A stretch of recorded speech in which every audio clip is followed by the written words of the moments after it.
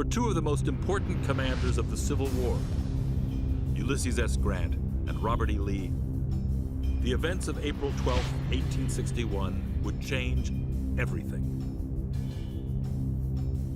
Their lives before Fort Sumter would turn them into great generals. Their lives after will shape history itself.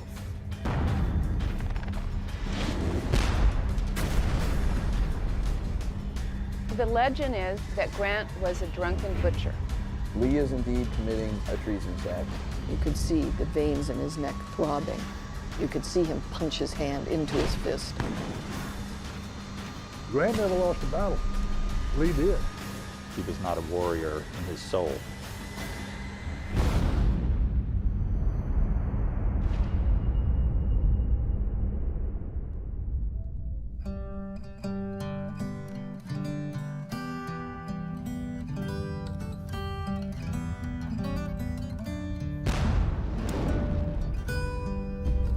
Between 1862 and 1865, the most critical chapter of American history will be largely written by the actions of these two great generals and the millions of men who fought under them.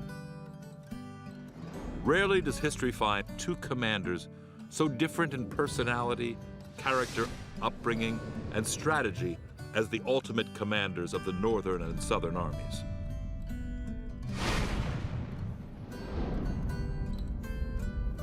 Nobody in 1861 expected the American Civil War to escalate to the level that it did. The actions of Lee and Grant will finally resolve whether this young nation continues as one country or two. You can see Grant and Lee as representative of their respective worlds, their respective societies. Lee seems to stand for everything that is supposedly best about the South. Most people concentrate on their differences. Grant was from a humble family. Lee was a member of the first family of Virginia. Frankly, the Grant family's roots in this country went back absolutely as far as the Lees did. Grant was completely a gentleman, but he was not socially adept the way Lee was. General Robert E. Lee had a much easier early life. He was in this house where we're sitting today as a youngster. I think he might be one of the most interesting, loved cruisers that the world has ever seen. Who are the men behind the legendary names? How do Robert E. Lee and Ulysses S. Grant's lives and experiences on the battlefield compare? Who was the better general? One thing in common is that they both have difficult childhoods and difficult fathers. They are both smart and sensitive in their youth, and that they both grew up to become cold-blooded killers.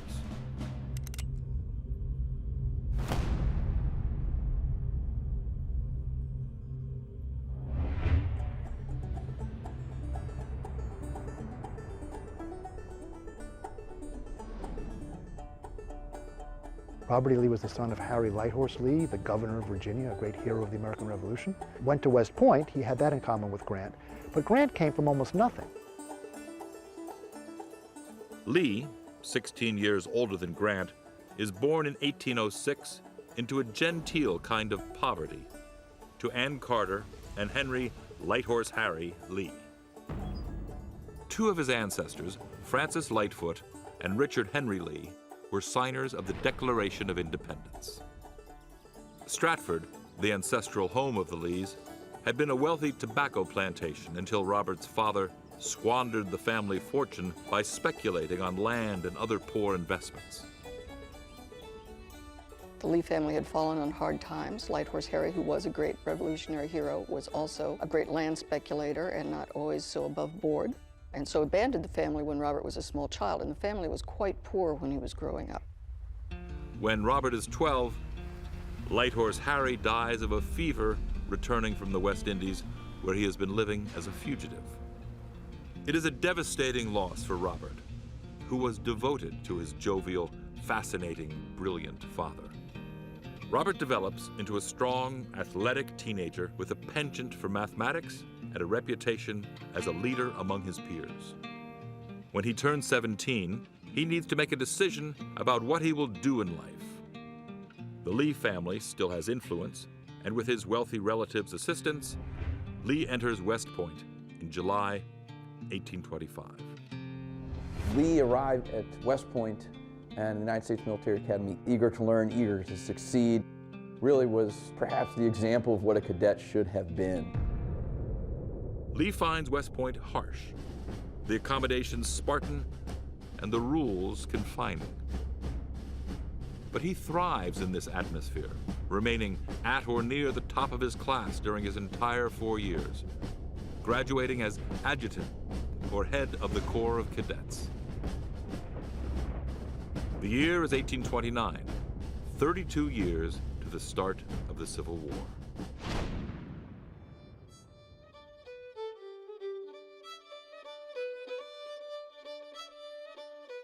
In 1830, Lee begins to court the wealthy Mary Ann Randolph Custis, who grew up at Arlington, the fabulous mansion overlooking the Potomac across from Washington, D.C. Mary Custis was a lovely person, and she had lots of friends. She was very dynamic, and she was very well loved. With the grudging consent of Mary's father, they are finally married on June 30th, 1831.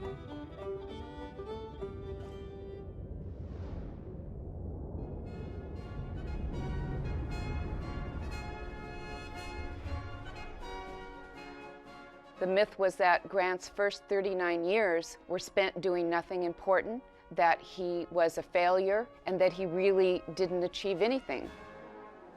Perhaps the most remarkable thing about Ulysses S. Grant was that he was so unremarkable. He is born to Jesse and Hannah Grant in the Ohio River town of Point Pleasant, about 30 miles from Cincinnati. The year is 1822. Grant grew up hardscrabble in a very small Ohio town. His mother was a very quiet woman, and Grant was quiet too.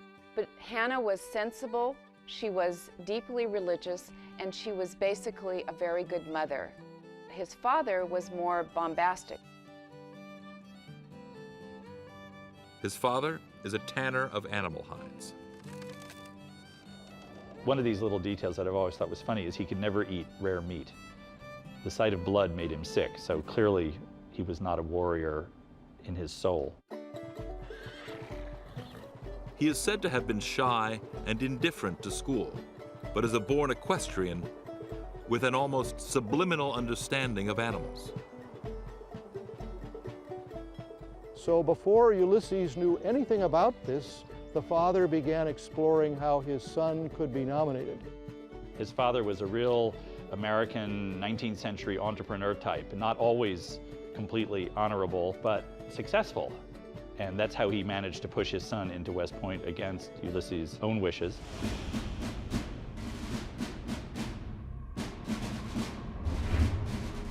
Grant enters West Point in 1839 at the age of 17, where he becomes an indifferent student, collecting over 250 demerits. Demerits would be for a whole variety of things. Being late for the lineup in the morning, being late for meals, not showing proper deference. Grant was caught cooking in his room. That was a demerit too. Grant had many more demerits than Lee.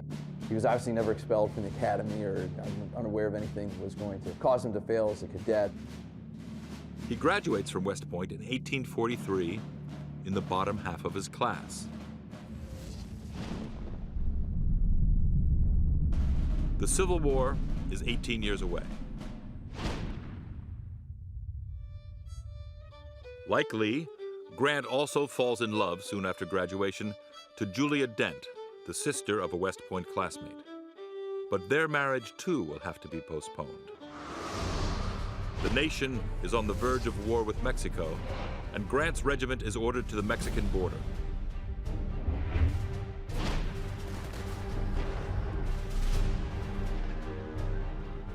At the Battle of Monterey, Grant's regiment is caught up in savage house-to-house fighting and is running low on ammunition.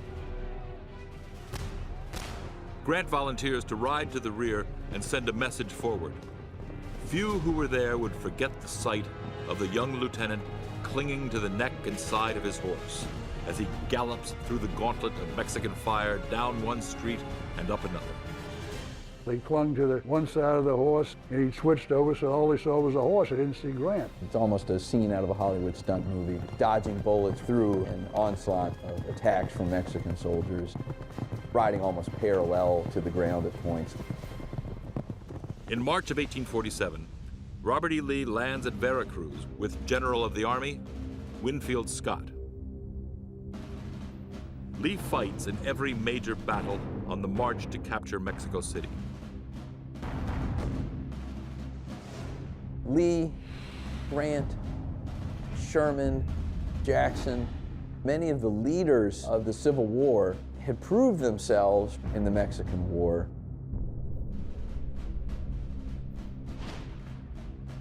Both Lee and Grant are among the first U.S. troops to enter Mexico City and meet briefly. When they again meet at Appomattox, nearly 20 years later, at the close of the Civil War, Grant remembers the occasion, but Lee cannot recall it.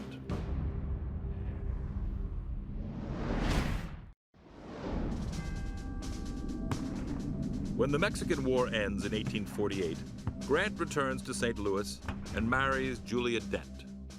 It's a great love affair. It lasts a long, long time. Grant is absolutely miserable when he's not with his wife. It's one of the reasons he occasionally would drink a little too much. For the next 5 years, Grant struggles on a series of military outposts in the Midwest and the East Coast before finally being sent to the frontier of California. Out of Julia's company, he begins to drink heavily, which leads to his resignation from the Army on April 11, 1854.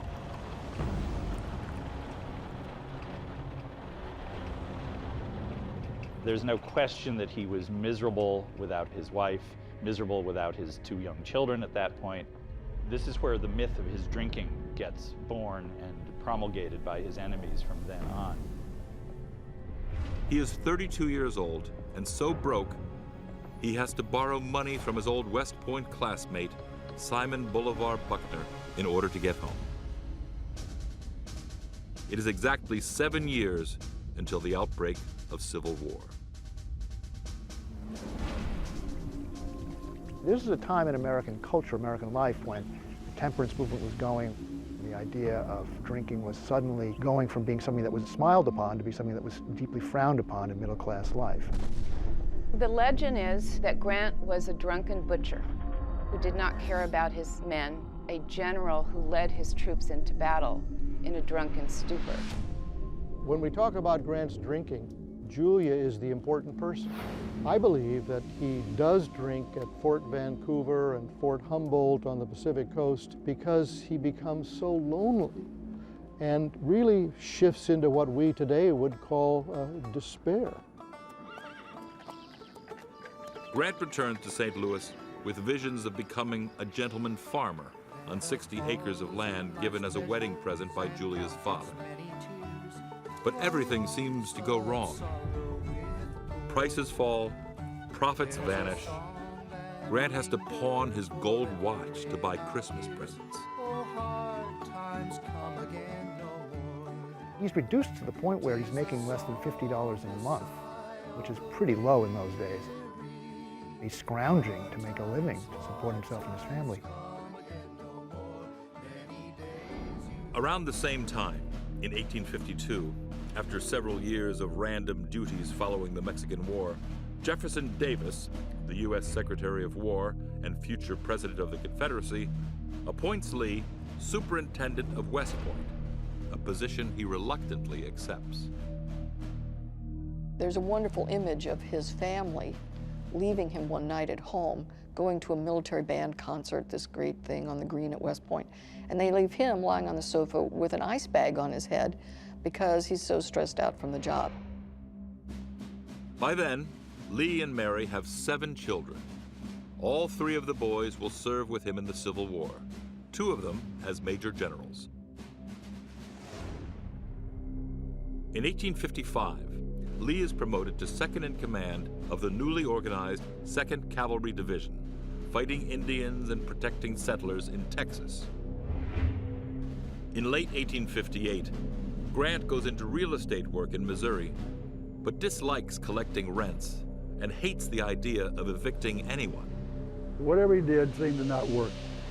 And he ultimately wound up as a clerk in his father's leather goods store when war found him. With war barely 3 years away, open hostilities begin to plague the fragile Union. Abraham Lincoln is elected president on November 6, 1860. Panicked that slavery will be soon abolished under Lincoln, South Carolina becomes the first to secede from the Union on December 20, 1860, along with 5 more southern states and Texas soon after. War is just months away. When Lee returns to Washington in early March 1861, he meets with the aging General Winfield Scott, head of the Union Army, with whom Lee fought in Mexico.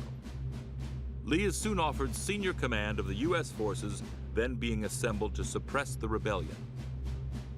But Lee declines the offer, saying, "If the Union is dissolved, I shall return to share the miseries of my people and draw my sword on none, save in defense of my native state."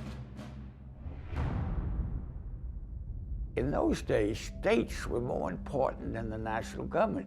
You were a Virginian, you were Virginian. If you were from Massachusetts, you were from Massachusetts. You didn't have much going back and forth. He found himself oddly stuck between his honor and his oath to his country and his honor and his oath to his state. From the perspective of anybody but the Confederacy, Lee is indeed committing a treasonous act. He is reneging on his oath. Obviously, he wrestled with it for a long time. He hated the idea of disunion, but his loyalty lay with his state. With that, after 35 years of service, Robert E. Lee writes his letter of resignation from the United States Army and returns to Arlington, just across the Potomac River.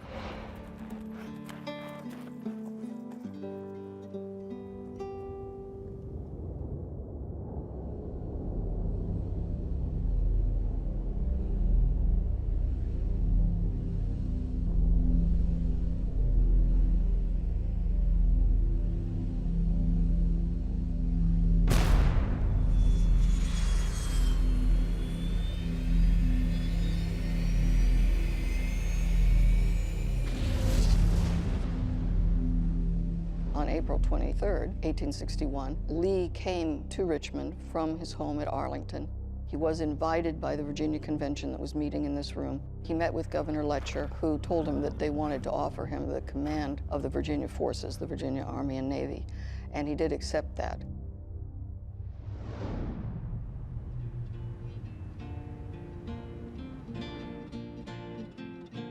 The thing about Grant is that he had a great sense of duty to the country, and that the Union above all needed to be honored. Without the Union, the American experiment would fall apart. Grant feels honor-bound to offer his services to the Union. He notifies the War Department of his availability, but the letter was ignored. Then, by a stroke of fate, Grant finds himself back in uniform just as war is about to break out. I think he just was bored and frustrated and saw the military as a way back into something that was meaningful to him. Grant was assigned to Springfield, Illinois, and his new regiment of volunteers revealed themselves as little more than a mob of chicken thieves led by a drunkard. I took charge, divided them into squads, and superintended their drill. When they were ready to go to Springfield, I went with them and remained there until they were assigned to a regiment. Ulysses S. Grant, Personal Memoirs. Grant applies both the carrot and liberal doses of the stick to whip his malefactors into the 21st Regiment, Pride of Illinois. He did so well that he got 2 more regiments to whip into shape And the 3 regiments equal a brigade, which required a brigadier general's rank, and so Grant then became a general.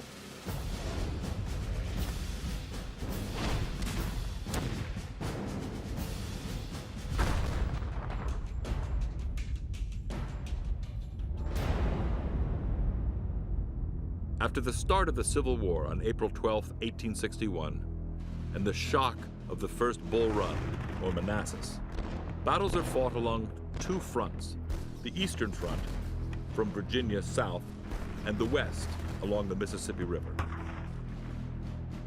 The Federal Department of the West is in terrible shape, mainly owing to the vacillation and dithering of its commander, General John C. Fremont, the famed Western explorer of the 1840s. None of the Union generals, including Fremont, seem willing to take on the Confederates, who are actively campaigning in Missouri and Kentucky. Grant resolves to break the stalemate in the West. On November 7, 1861, he lands 3,000 men in 5 infantry regiments by river steamers just north of a large Confederate encampment at Belmont, Missouri. Grant got with the naval commander and launched an amphibious operation down the Mississippi and landed just above Belmont and surprised the Confederates, drove them out of their camps.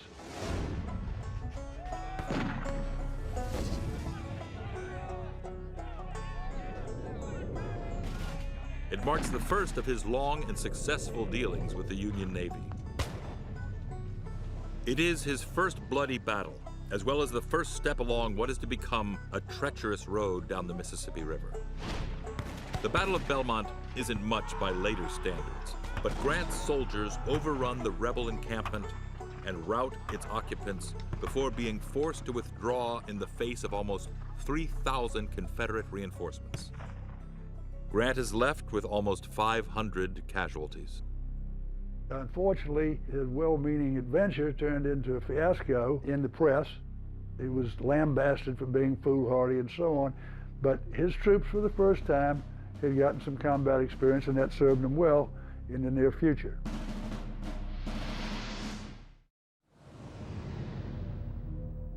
February 3rd, 1862. The Civil War has been raging for 10 months. The Union Army has not won a major victory. Grant's army of 15,000 is traveling down the Tennessee River on transport ships and is steaming ashore toward Fort Henry. The task is to capture Fort Henry and Fort Donelson, along with as much territory in Tennessee as possible. If they succeed, the Union will control the critical Tennessee and Cumberland rivers, assuring that the Army will have safe, fast supply lines from the north. It is the largest amphibious landing of the war by the Union to date. As they approached Fort Donelson, the Federal gunboats came under a terrific fire. They blew up the smokestacks, crashed through their timbers, and killed any number of men and caused the gunboats to withdraw, so that Grant was forced to attack Fort Donelson with a siege, which wound up in a battle. The ensuing fight is violent and deadly, and after several hours, it appears that the Union lines might break. But at the height of the battle, Grant rides into the melee and begins urging soldiers to pick up their cartridge boxes and fight. Seeing their commander at the front, they do it with a cheer, and the rebels are soon pressed back into their lines. In effect, this seals a Union victory, since there is now no escape.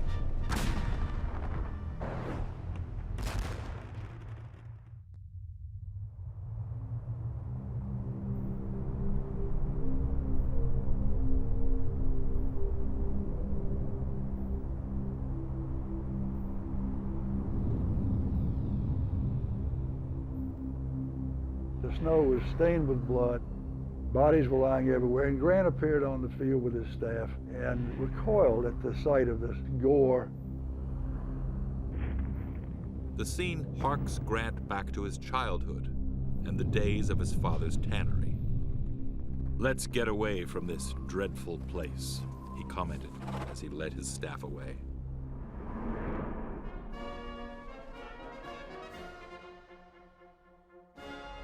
It is the first great victory for the Union Army since the war began. Grant becomes a hero in the North almost overnight. Grant has captured an entire rebel army, forcing an unconditional surrender from the rebels. And his plan has the added effect of collapsing the Confederacy's entire strategic plan from the Appalachian Mountains to the Mississippi River. And they lose most of Tennessee as well.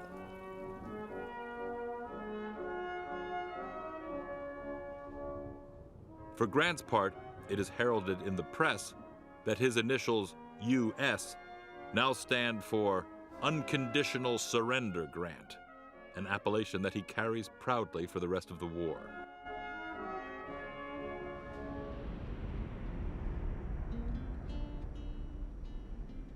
Grant became famous not only for his unconditional surrender telegram, but also because he was depicted in the northern newspapers as smoking a cigar. And thousands of cigars were then sent to him from all over the North. It was good press for Grant and showed the sort of initiative that's going on, but also showed some of Grant's tactical limitations. Grant preferred a poor plan which was violently executed when it came to a tactical situation. Grant's victory leaves him poised with a golden opportunity to capture Nashville, the key to Middle Tennessee, and he is preparing to march his army out and take it. But he is ordered not to by his immediate superior, Major General Henry Halleck. Grant became an enormous hero. He was the only one winning any fights.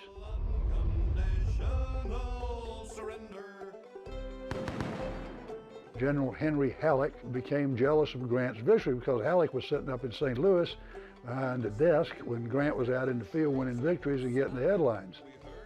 I think Lee certainly knew about Fort Donelson and Grant's success there and at Fort Henry and so on, because he liked to read the newspapers, he liked to keep up with what was going on.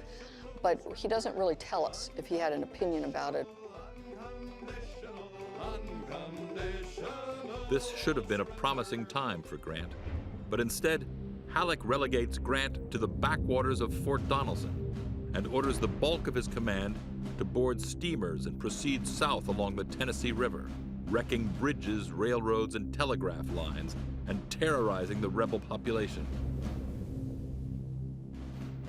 Not only that, Halleck writes to George McClellan, then chief of the Union Army, charging Grant is neglectful, inefficient, and apparently has resumed his bad habits, a reference to Grant's insobriety that once caused him to leave the Army. McClellan responded, "Do not hesitate to arrest him at once if the good of the service demands it." There was hardball in the Civil War. Reputations could be destroyed that way. Such is Grant's naivete that in the midst of all this backstabbing, he writes to his wife, "There are not two men in the United States that I would prefer serving under than Halleck and McClellan." Finally, Lincoln himself intervenes. Since Grant won major battles for the Union, Lincoln tells Halleck to, quote, "put up or shut up." Understanding that veiled threat from Lincoln, Halleck quickly reinstates Grant to his command of the Army of the Tennessee. And his most costly and bloody battle is less than a month away.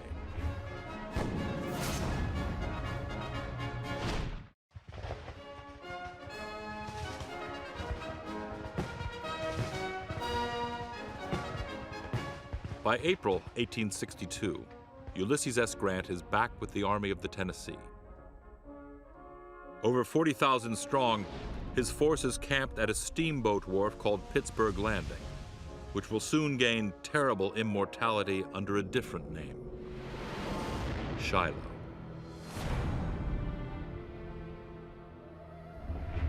The area is of vital importance to the Confederacy, as it is the crossroads of two of the South's most important railways. If Grant can take this area, the rebel campaign in the West will be terribly hobbled. One of Grant's divisions is now commanded by General William Tecumseh Sherman, an unlikely warrior who has struggled with deep melancholy in his past.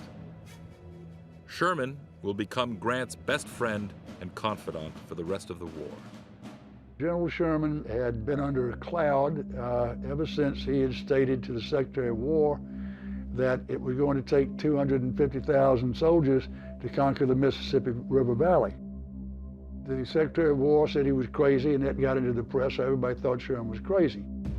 He rehabilitated himself, and essentially he was placed in charge of the battlefield at Shiloh.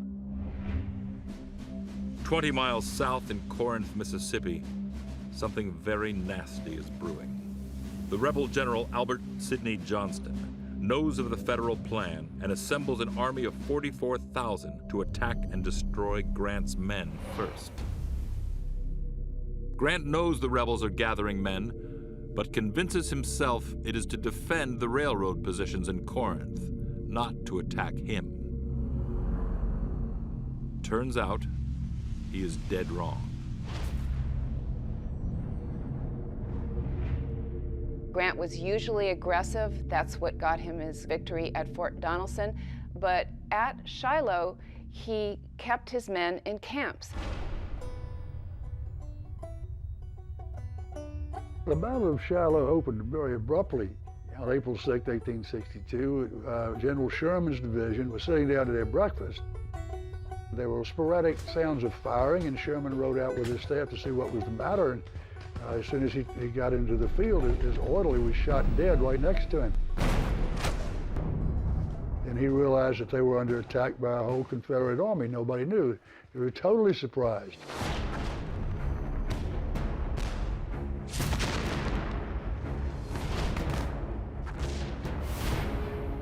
Some of Sherman's men simply run across the hills and fields toward the river. Others try to stand up against the onslaught, but finally cave in and flee too. By 10 a.m., the rebel artillery is working its way to Sherman's rear, and he is forced to withdraw. It is the same with Grant's other divisions. The attack is so sudden that many rebel soldiers stopped to finish off the still warm breakfasts of their Yankee counterparts. Sherman finally rallies what is left of his command around a little wood-planked Methodist chapel where he made his headquarters. It is named Shiloh, a Hebrew word meaning place of peace. The evening of the first day of the Battle of Shiloh was very disheartening for the Union. They had been pushed back everywhere with their backs to the river.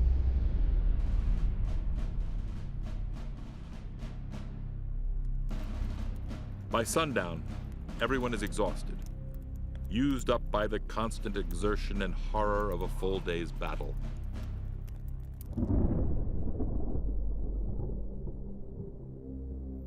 Grant had sought refuge in what he thought was going to be his headquarters there, but it had been occupied by the surgeons. And as we went in, of course, we know his revulsion had brought in Gorble. They were with their bloody knives and bone saws. And he recoiled at this and went out and he sat under a tree. General Sherman came up to him and said, "Well, General Grant, we've had the devil today, haven't we?" And Grant said, "Yes, Sherman, we have. Whip him tomorrow, though."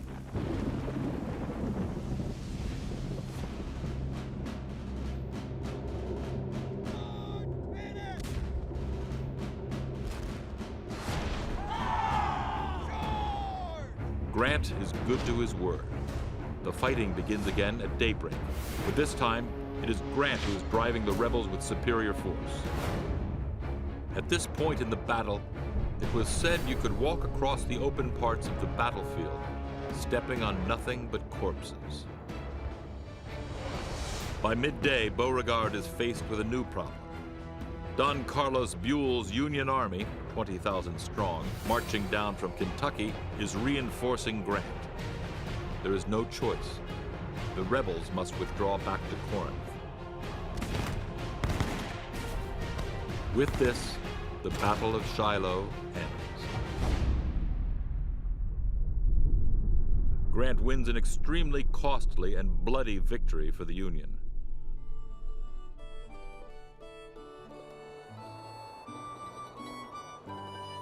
About 23,000 men have been killed, wounded, or captured in about equal numbers on both sides. The butcher's bill for this war would be tremendous. The northern people, and I think the southern people, paused and were in shock at the sacrifice. Nothing like Shiloh would ever happened in the Western Hemisphere. People were horrified. More soldiers were killed at the Battle of Shiloh than during the Revolutionary War, and the War of 1812, and the Mexican War combined. After Shiloh, Grant began to see that a single battle would not win the war, that it was going to be more or less a war of endurance.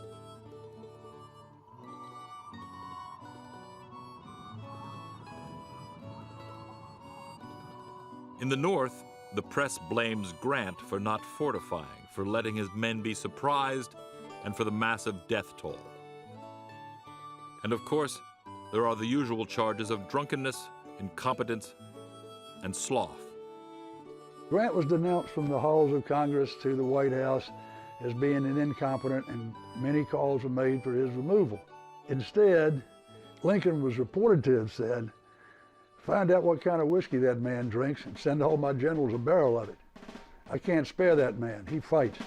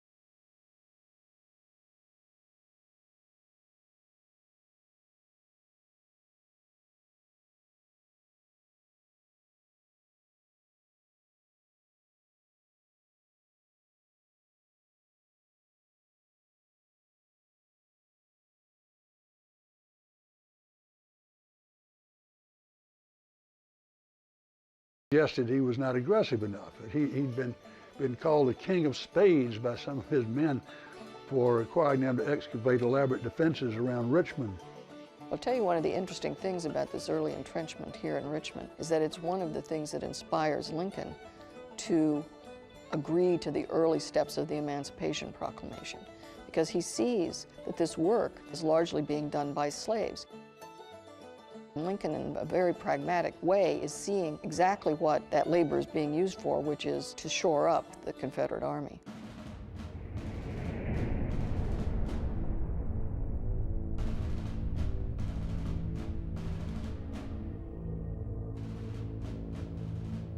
At the end of June, the 56-year-old Lee lashes out with a series of astonishingly violent attacks on the Federal Army, sending them reeling across the front of the city towards the James River in what becomes known as the 7 Days Battles.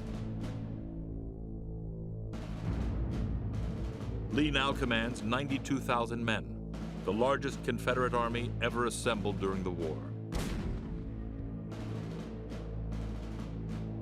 McClellan's plan to capture Richmond is ruined, and his army retreats back down to Fortress Monroe to re-embark on its transports for Washington. The 7 Days battles were fought half the time in swamps and in terrible conditions, very much like Shiloh, and the results were the same, the horrendous casualties. Lee's attacks are brutal and deadly for both sides. McClellan recognizes quickly that Lee uses this army more aggressively than Johnston ever did. In certain ways, these battles are catastrophic, but he also learns a very important lesson, which is the power of intimidation. He had turned the war around in the Eastern Theater in a dazzling manner that made his army and himself the center of attention. Lee's army sustains 20,000 casualties just from the time that he took command, 30 days earlier.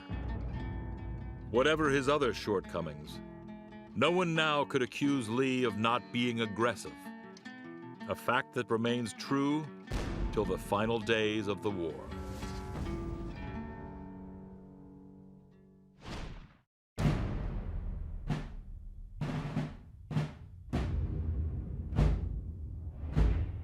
The enduring legend of Robert E. Lee as a gambler is born at the Battle of Second Manassas in the late summer of 1862. Betting that McClellan will give him no further trouble after the slaughter of the 7 days' battles, Lee sets out to lay a trap for a division of McClellan's Union Army being assembled under Major General John C. Pope in Northern Virginia. If Lee can intercept Pope's force before reinforcements from McClellan's nearby army reaches it, a great victory might be won.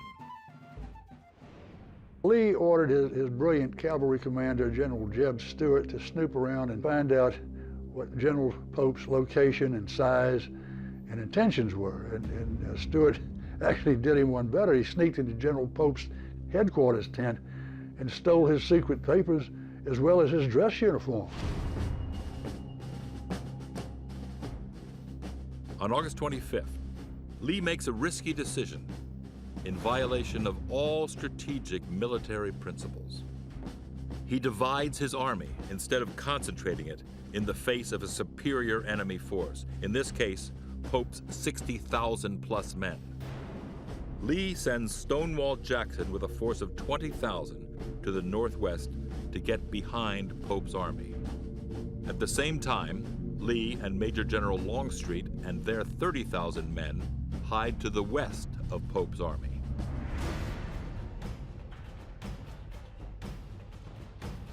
Ready for battle, Jackson, under Lee's orders, is set up along a railroad cut, a long trench-like road that gives his troops good cover, just 25 miles from Washington.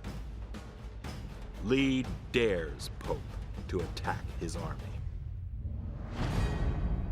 This Pope does the next day, hurling ranks of bluecoats against the outnumbered Confederate position in the mistaken impression that he has Stonewall Jackson cornered. By nightfall, the rebels still hold their 2-mile-long front in the trenches along the railroad tracks, with Jackson himself, according to one of his men, calm as a May morning. Meanwhile, part of McClellan's army is landing on the Virginia side of the Potomac, about 40 miles to the east of Pope and marching toward the fight. Soon the Federals will have overwhelming power on the field. But Pope does not know that the rebel General Longstreet's 30,000 men are hidden in the woods along the left flank of the Yankee army.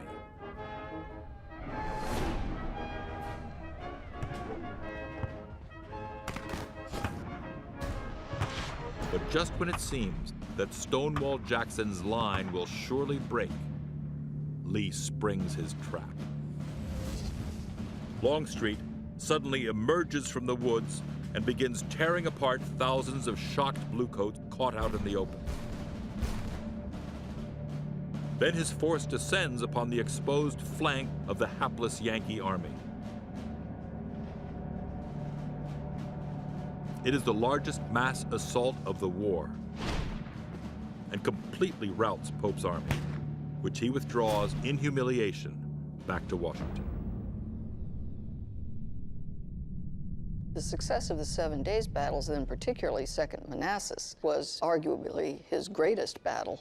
He was so successful in those early Civil War battles, even though he was losing large numbers of men, he was executing brilliant battlefield maneuvers and victories that won tremendous admiration. Well, Second Manassas made Lee almost godlike in the South. He had whipped General Pope so thoroughly that he sent him flying back to Washington. It was one of the most decisive victories of the war, and of course led on to Antietam. Meanwhile, Ulysses Grant is languishing in a kind of military limbo. Despite his fame and victories, Halleck has been treating him like an unwanted relation. Grant is thinking of quitting the Army. Sherman got wind of this, his friend, and went to see him, and he began to plead with him that he would be miserable sitting on the sidelines and watching other generals fight the war. He said to Grant, some happy accident will restore your proper place in the Army. And so Grant stayed in the Army, and indeed, within a few weeks, the happy accident occurred. On July 11, 1862, Abraham Lincoln selects Henry Halleck to be General-in-Chief of the Union Army and is assigned to Washington. With Halleck gone from the West, Grant is again placed in charge of the Army of the Tennessee. Grant was a person who was willing to let the advancement come if it was deserved by his actions. By the close of 1862, the major task facing Grant is the capture of the rebel stronghold at Vicksburg, Mississippi. If he can capture it, the Confederacy will literally break in two and give the Union total control of the Mississippi River, an enormous, if not fatal, blow to the Confederacy. Lincoln had said that Vicksburg was the key to the whole Western campaign, and Grant felt like he was the man with the men to do the unlocking. This, however, will prove a taller order than Grant ever imagined.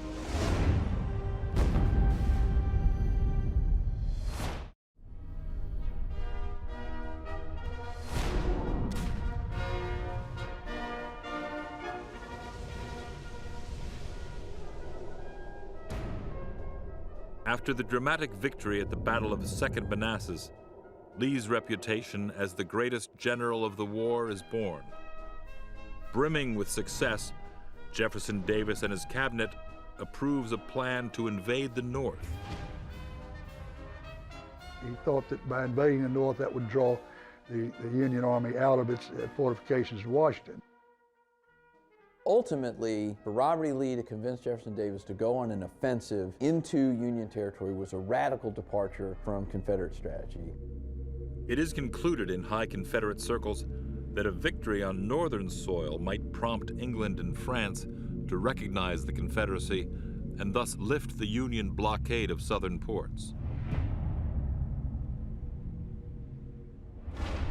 Lee's plan is to march 40,000 men from Virginia into the Union territory of Maryland beginning September 4th, 1863.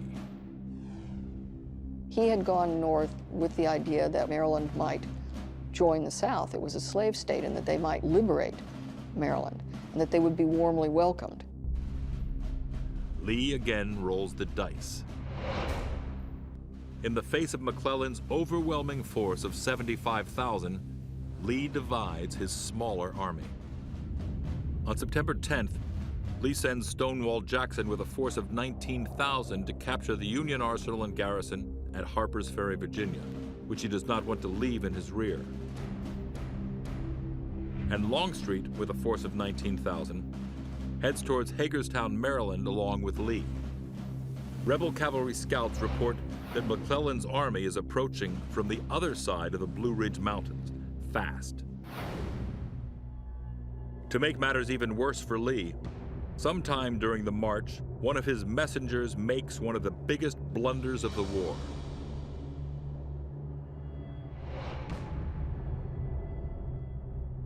It was a terrible blow for Lee to find out that McClellan had come into possession of his secret orders, which had been found by a Union sergeant wrapped around a bundle of 3 cigars. These were taken to General McClellan. It was verified it was General Lee's signature. And these orders revealed the entire Confederate battle plan. This puts the Confederate Army at a sudden disadvantage. Lee immediately orders all of his scattered forces together. But Jackson and A.P. Hill's forces at Harper's Ferry will not arrive for almost a day. This will prove very problematic for the battle to come.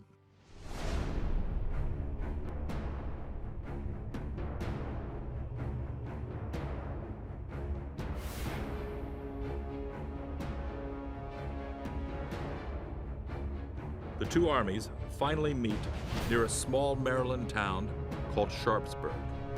Lee has his back to the Potomac River, and his army is arrayed for 4 miles north to south along a narrow stream named Antietam Creek.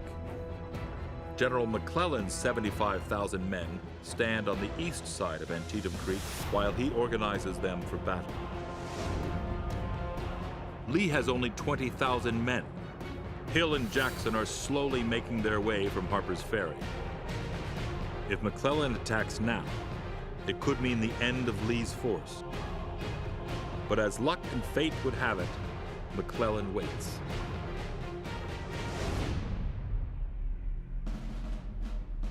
At dawn on September 17th, McClellan attacks. The Battle of Antietam begins.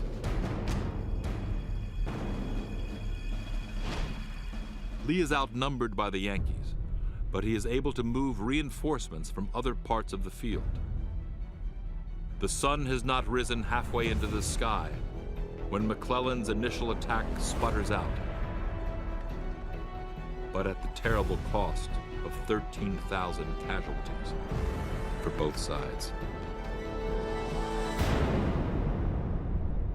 McClellan launches the second phase of his assault, this time on the middle of Lee's line.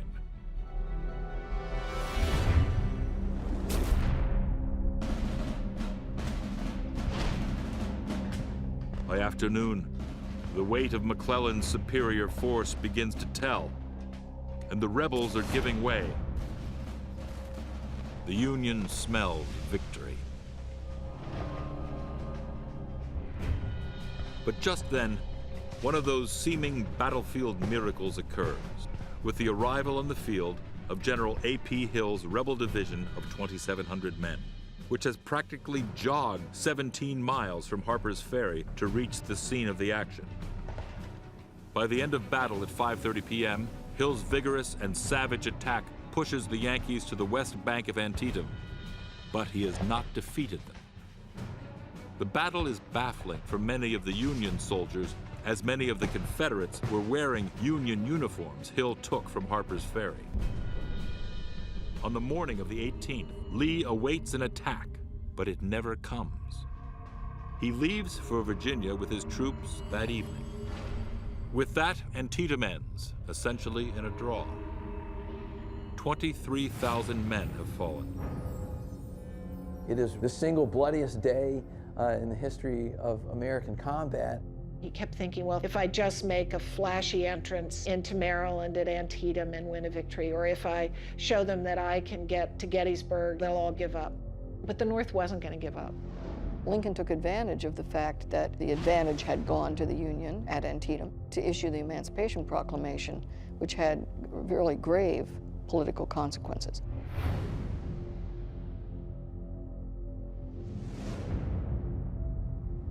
As Lee is being turned back at Antietam, Grant is planning the most important offensive of his career so far.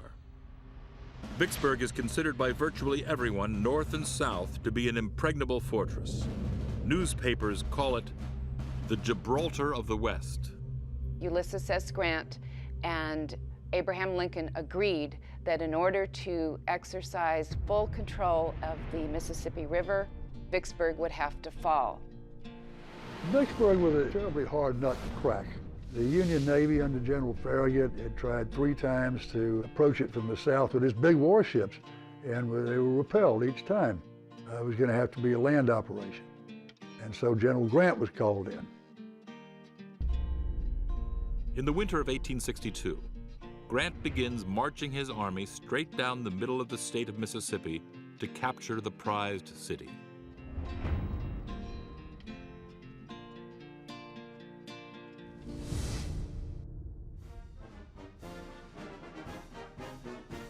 What Grant doesn't count on is the ingenuity of the rebel general Earl C. Van Dorn, who sees a weakness in Grant's plan.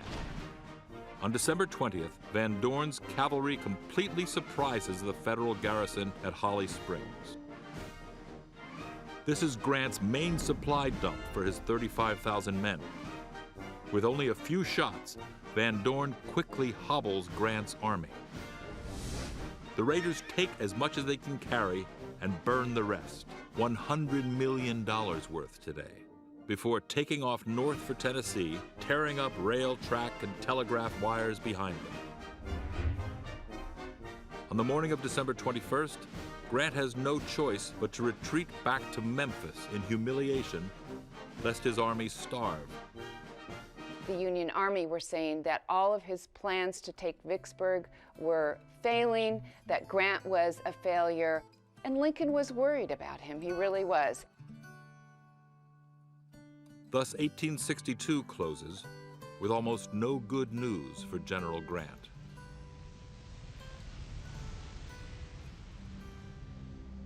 In December 1862, Lincoln's new commander of the Army of the Potomac, General Ambrose Burnside, promptly marches his 120,000-man force south from Warrenton, Virginia, toward Fredericksburg, where he hopes to traverse the Rappahannock River and engage Robert E. Lee. But Lee has gotten there first, with 78,000 rebels. Lee's position is very strong, high on a hill named Marye's Heights, which is crowned by a stone wall. On December 12, 1862, Burnside's men cross the bridges and enter the town, which they loot and burn. At the center of the line, thousands of Yankees try to climb the heights, and that's when Lee's artillery opens up, as well as the rebels behind the stone wall. A great deal of the Fredericksburg battlefield was uphill. It was like shooting fish in a barrel. It is a horrific slaughter. Lee's Confederate guns literally sweep the Federal ranks away in long rows, coating the hillside with blue-clad bodies. Charge comes after charge. Men are mowed down by the thousands.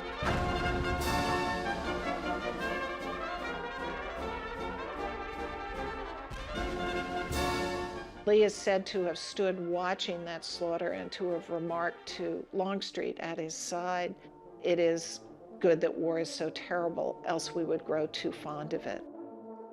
By the time of the Union withdrawal on December 15th, there are 18,000 casualties, 2/3 on the Union side. The Battle of Fredericksburg clearly shows, if nothing else, that the Confederacy is far from a defeated force. It's hard to describe what exactly it was that the Union Army was attempting to accomplish. At the end of that battle, yes, they had won, but they had not really gained anything either tactically or strategically, which Lee is aware of. My guess is that he came away thinking that Burnside was one of the stupidest opponents he'd ever fought against. If anything, the Battle of Fredericksburg emboldened General Lee. Unlike Grant, in limbo way out in the West, 1862 closes on a very good note for General Lee.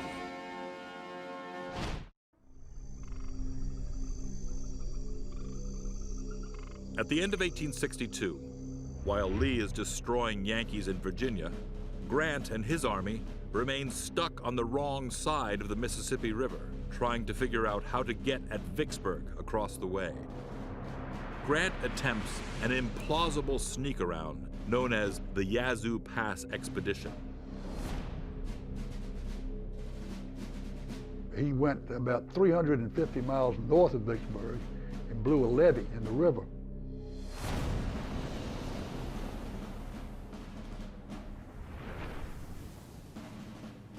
The problem was when he blew the levee, it flooded the countryside but 300 or 400 miles around.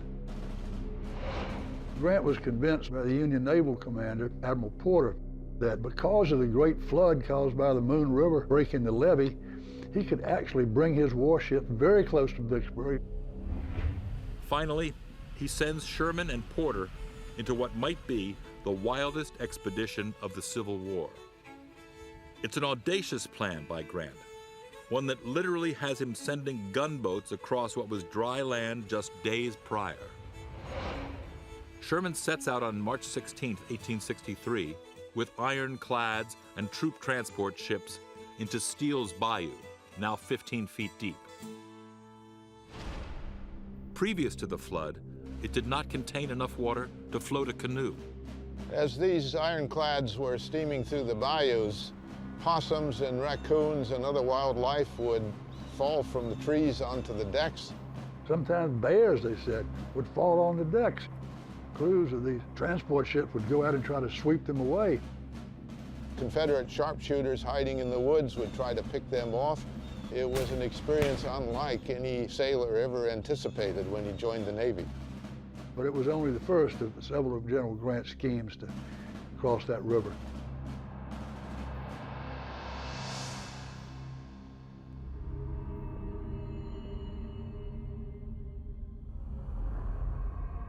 The press, as usual, is watching and waiting with shrill cries and mean whispers.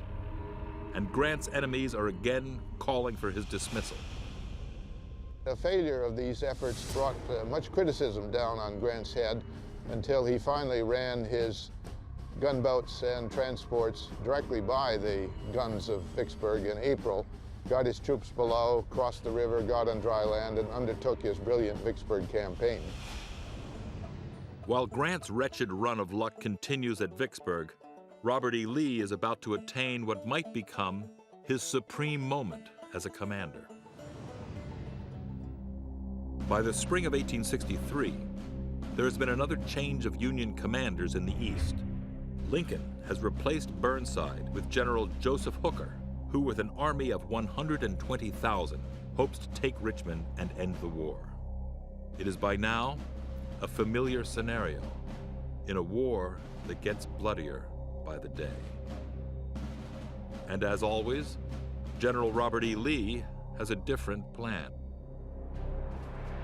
Lee leaves a small force at Fredericksburg and marches to meet the Union Army at the edge of a dense and forbidding forest called the Wilderness. Hooker, inexplicably, has halted the Union advance. Soon, Lee's army finds him. After a short battle, Hooker pulls back and concentrates his men at Chancellorsville, Virginia. The next move is Lee's. What he did next at Chancellorsville was remarkable. He again divided his army in order to again surprise and defeat the Union commander. It was really one of the most brilliant tactical moves performed by either army during the war.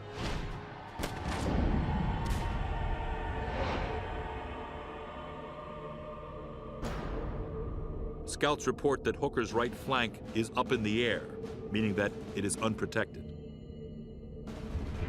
Stonewall Jackson marches his 28,000 men right across the face of Hooker's front line and attacks his exposed position. It is a maneuver of great daring. That night, May 2nd, however, while making a reconnaissance of the enemy lines, Stonewall Jackson is mistakenly shot and fatally wounded by his own troops. A loss Lee would never get over. Lee never wins an offensive victory after Stonewall Jackson's death. He wins some defensive ones, but he never wins an offensive campaign after that.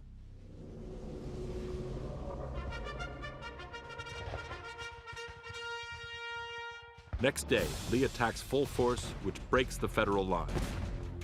Hooker retreats back across the Rappahannock in utter defeat. Over 24,000 men fall. 14,000 Federals and 10,000 Confederates.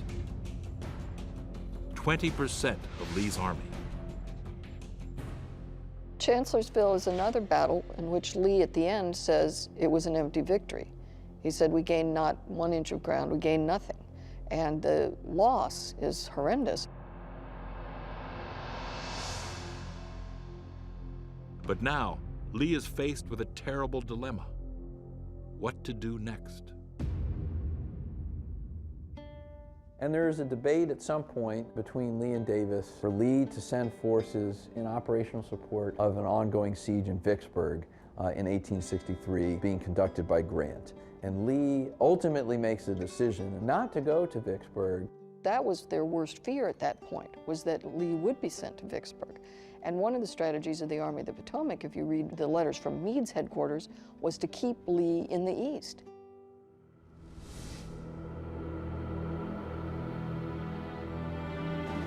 In April 1863, while Lee is entrenched at Chancellorsville, Grant finally persuades the Navy to run the rebel batteries at Vicksburg, at last allowing him a river crossing below the enemy guns. Before the stunned Confederates can react, Grant's army is ashore in Mississippi. It is one of the few major calculated risks Grant has been willing to take, but it is a brilliant success. At last, on May 16, 1863, Grant turns on Vicksburg, where John C. Pemberton's 23,000-man rebel army meets him at a place called Champion Hill. Grant engages Pemberton and wins quickly. The rebels flee into the city of Vicksburg. So rather than suffering further attacks and causing civilian casualties, Grant settles in for a siege. The main thing is to cut the besieged base off from food, water, anything that they could use, and to make it as uncomfortable as possible. And of course, Grant did that. But the siege of Vicksburg is no pushover. And as the weeks pass by, Grant knows that the Confederate government is gathering an army of relief and will soon be on the attack again.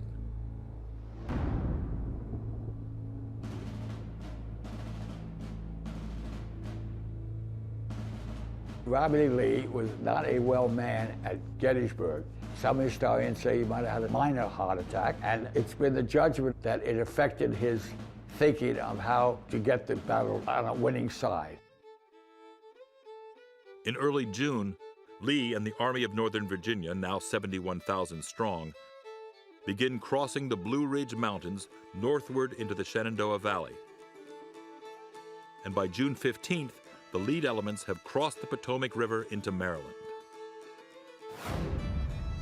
Once again, Lee and Davis attempt to invade the North.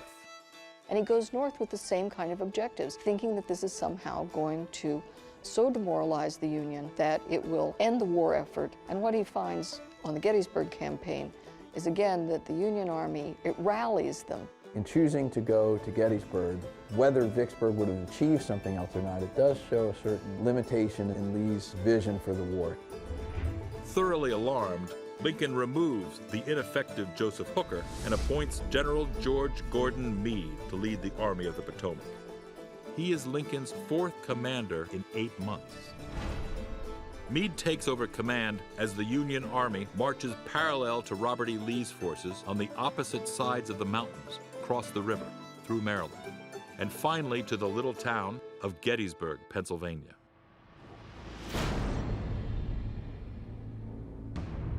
Lee's forces first collide with the Yankee cavalry on July 1st, 1863. Lee did not wish to bring on a major battle at this point. But the Battle of Gettysburg has begun.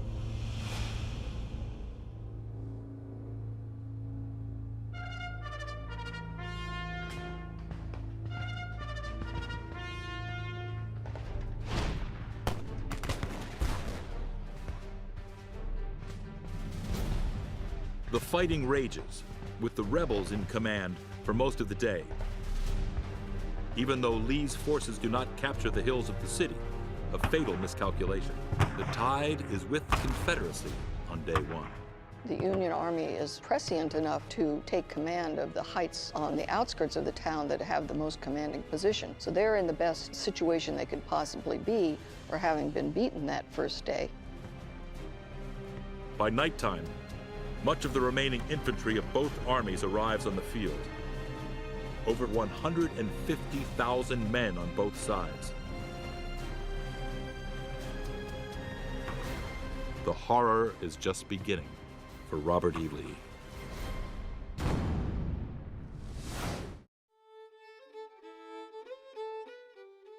Lee, on the first day, could have occupied Little Round Top, or even at the beginning of the second day. It's only later in the day that suddenly he scrambles around and understands that this has got such a prominent position on the battlefield.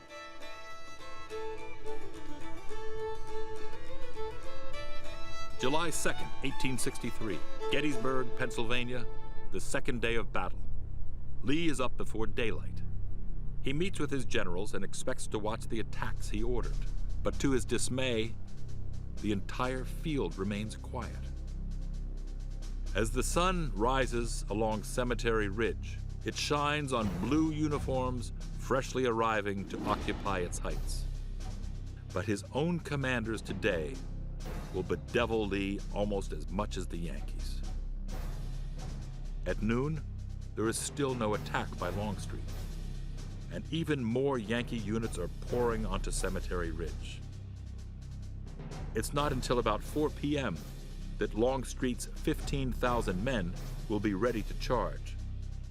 I think Lee should have communicated more specifically to these men exactly what he wanted, and he should have gone and seen to it. Nobody will ever know what went on with Longstreet. About the same time, General Hood's division starts up the Emmetsburg Road, but half are forced to veer right to dispose of fierce enemy fire from a notorious boulder-strewn hellhole called the Devil's Den. Some of the most terrible fighting of the Civil War is seen during the next hour or two, much of it hand-to-hand. In spite of Longstreet's delay, the rebel attack seems to be succeeding. But then, the gods of war seem to fail Lee entirely, as A.P. Hill fails to coordinate his troops and sweep the field for Lee. And the Yankees take more of the battlefield. This lack of coordination is the bitterest pill for Lee. Thousands lie dead, and the Federal Army still occupies the ridge as night closes in. While the pitiful pleas and moans of the wounded rise into a sky alive with cold, hard stars. There's actually a European observer who's attached to them at this time and is really taking notes on how Lee is manning this operation. And he faults him also. He says every one of his subordinates is against these plans, and Lee is overriding them. They have hit the Union right the first day, and the Union left the second. Tomorrow, Lee will try to hit the Union center with the fresh division of General George Pickett's Virginians. It will be a charge for the ages. Ironically, Grant's greatest victory and Lee's greatest defeat will come within hours of each other on the 87th anniversary of the birth of the United States, July 4th, 1863.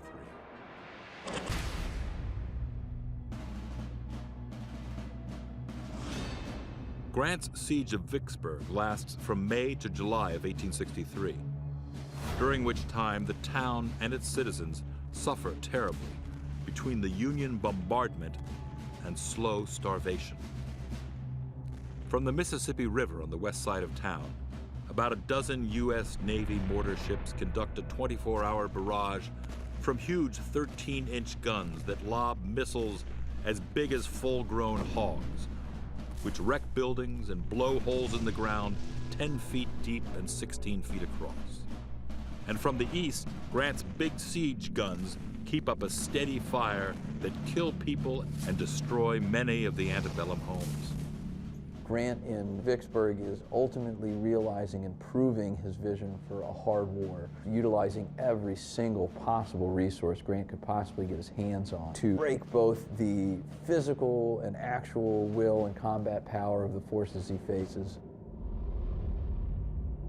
By this time, Vicksburg had been under siege in one way or the other for nearly a year, and the people had taken to digging caves. Some people lived 100 people in these caves. They'd furnish them with old Persian rugs and tables and chairs and lamps, outfit them with kitchens.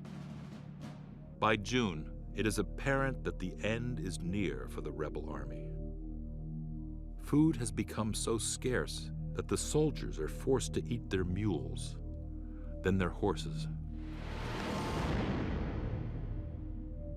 27-year-old Mary Loughborough lives in a cave with her 2-year-old daughter, while her husband, a major in the Confederate Army, fights in the lines.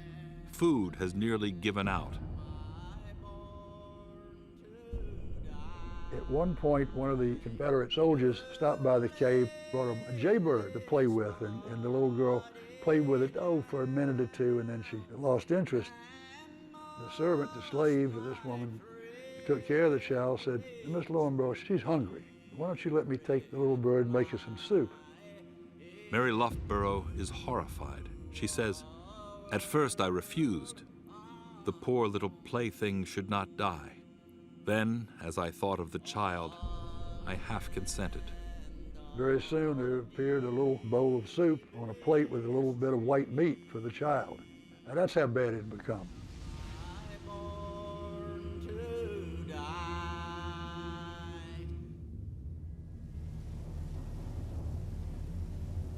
As June draws to a close, the situation is desperate. Confederate General John Pemberton receives an anonymous letter purporting to be from the men in ranks, titled, "An Appeal for Help." "Men don't want to starve, but if you can't feed us, you had better surrender us, horrible as the idea is." Pemberton has little choice. It is clear no Confederate army is going to relieve them. There's no reason to have your men starve to death. Fighting is one thing, starvation is something else. And so he went out to see General Grant. On July 3rd, about the same time that Lee is undergoing his ordeal at Gettysburg, Pemberton goes out to meet Grant between the lines in the shade of an oak tree. There is some parley and disagreement over terms, but after Pemberton returns to his side, he sends Grant a note saying he will capitulate the rebel army. It arrives well past midnight, but Grant has remained awake in his tent and at his desk. Grant's son, Freddie, age 13, is laying on a cot when his father opens the envelope. He gave a sigh of relief.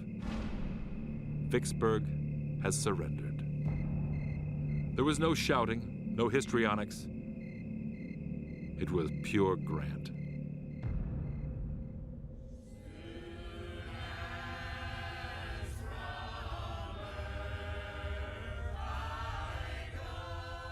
He was known as Unconditional Surrender Grant.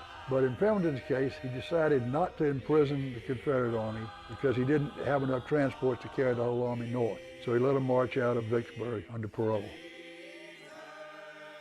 The following morning, July 4th, 1863, the rebel flags are struck all along the lines around Vicksburg, and Grant's victorious army marches into the city.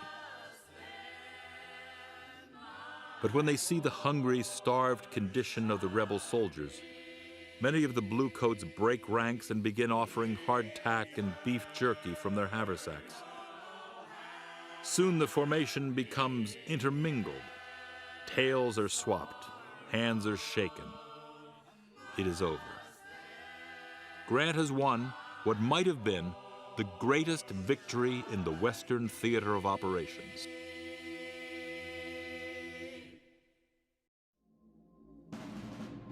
July 3rd, 1863. Grant is just hours away from his victory at Vicksburg. 1,000 miles to the east, in the hills of southern Pennsylvania, Robert E. Lee is about to put his Army of Northern Virginia to its supreme test. All hell is about to break loose on day 3 at Gettysburg. That morning, 120 rebel guns have been run out in a mile-long line facing the ridge. At 1 p.m., Lee opens the greatest artillery barrage ever heard in the Western Hemisphere, before or since.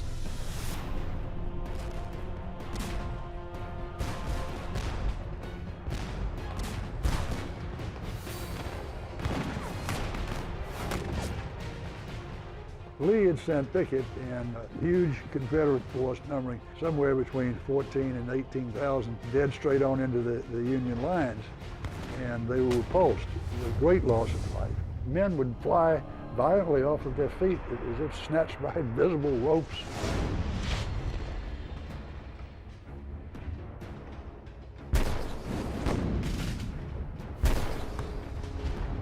But the column moves on, leaving the bloody dead and mangled in its wake.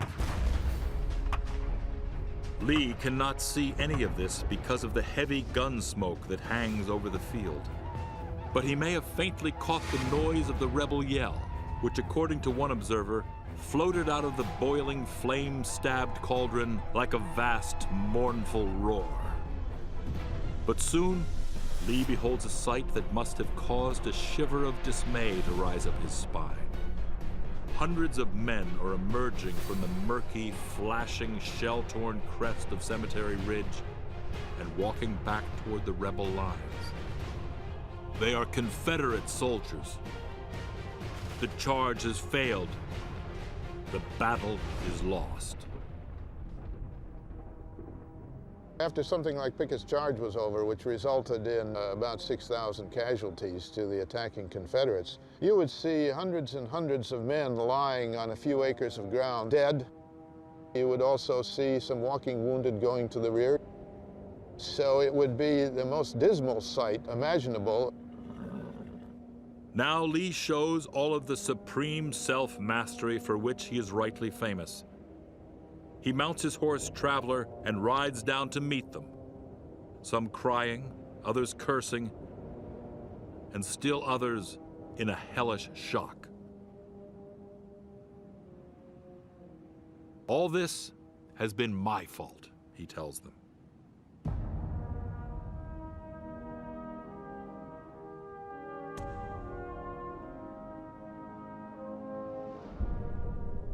The 3 days' fighting has produced a total of 51,000 casualties, split nearly evenly between the Confederates and the Federals, of which over 8,000 lie dead and decomposing in the July heat. At the end of the Battle of Gettysburg, Lee's army is overextended. It is out of supplies. It is out of munitions. It is unable to resupply itself, and it is forced into retreat.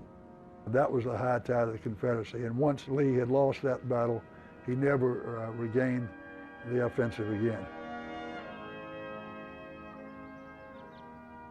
These events occurred on the 4th of July, 1863, which in a saner world would have been an excellent time to stop the war. These victories in Vicksburg and Gettysburg are going to go a long way towards convincing people that this is a war that can be won. Grant wrote in his memoirs that the fate of the Confederacy was sealed on July 4th, 1863. He believed Vicksburg was the battle, even more than Gettysburg, that secured eventual victory for the United States. But it was not a saner world, and the furies raged both north and south, and the war continued for 2 more horrid years. More people died in that period of time than had died previously. It was inevitable, of course, that Grant and Lee would face each other in battle. They would clash all across Lee's beloved Virginia for well over a year. After Vicksburg, Lincoln selected Grant to be the next commander of the Union forces, and Grant went east to meet Lee. Lee, the gambler, and Grant, the odds player, would find themselves caught up in a ferocious death struggle in early 1865 that would determine the fate of the nation. When Grant and Lee met, Lee had no room to maneuver. Grant's army was so large that he could simply flank him everywhere he tried to go. And Lee knew that the game was up. I don't think he was ambitious, but I think when he found himself suddenly famous and a general and being noticed, that he probably began to enjoy it. He'd been a failure at so much and obscure for so long that I think success and victory must have turned his head a little bit. When he and Grant met at Appomattox on that fateful day, Grant had a tremendous feeling for him, admiration, as did Lee for Grant. And Grant never gave an idea of doing anything that would hurt the Army of Northern Virginia, which he could have ravaged. Lee and Grant meet for the last time as enemies at Appomattox Courthouse, Virginia, where they ratified the end of hostilities on April 9th, 1865. This meeting neither man will ever forget. Grant, I think, certainly sensed Lee was a dignified man, as Grant was, and he tried to make small talk, and Lee wasn't much interested in that. I think he was dramatically upset by the turn of events. One of the accounts talks about this person of tremendous poise and dignity and presence, the enormous presence that Lee had. But that as he walked out of the room, you could see the veins in his neck throbbing. You could see him punch his hand into his fist. You could see the flush of his face, and what a powerfully terrible moment this must have been for him. Passions on both sides of the Civil War have hardly ceased since the last shots were fired in the spring of 1865. Despite the final outcome, the debate continues. Which general best served his cause? Ultimately, the question becomes, who was the better general? If it was going to come down to tactics, and I needed someone to actually win a battle, to actually do something inventive, to think really creatively with the application of troops, the application of combat resources, then perhaps the guy I would pick would be Robert E. Lee. But if I was going to pick a man to understand how to make all the pieces fit together and how to get it all to work, you're going to really have to give the edge to Grant. Grant never lost a battle. Lee did. I think that Robert E. Lee would have been delighted to have Grant's army. He would have used the army quite differently. I think that Grant would have been very unhappy to have had Lee's army. What U.S. Grant did for this country is never going to be undone, and it's never going to be surpassed. He really literally saved this country from falling apart. Lee, of course, is the American commander who had the highest percentage of losses of any commander. His strategies were very expensive ones in terms of human life.